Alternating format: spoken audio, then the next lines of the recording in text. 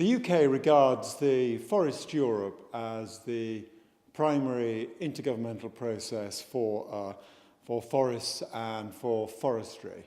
Most importantly, it's the thing that actually gives shape and meaning to the concept of sustainable forest management. A lot of people talk about this, but what Forest Europe does is actually explain what that means in practice. So perhaps I could give you an example, sort of how we use it in the UK, where we have a strong forest research agency that does a lot of work to assess just what are the best practices for forestry in the UK. So this work results in evidence, a base for our forestry practice. The forestry practice is translated into practice guides, which then go up to a thing called guidelines on various aspects of forestry. And all these are brought together in the thing called the UK Forestry Standard.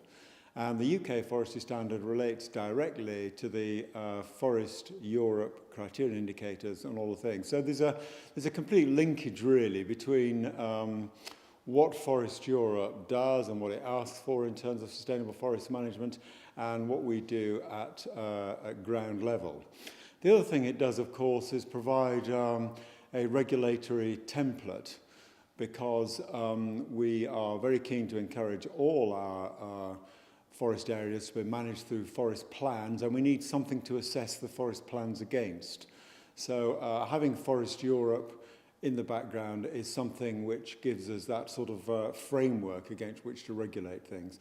And as I say, in the UK, we have this thing called the UK Forestry Standard, which sits between the what the regulators do and the Forest Europe criterion indicators.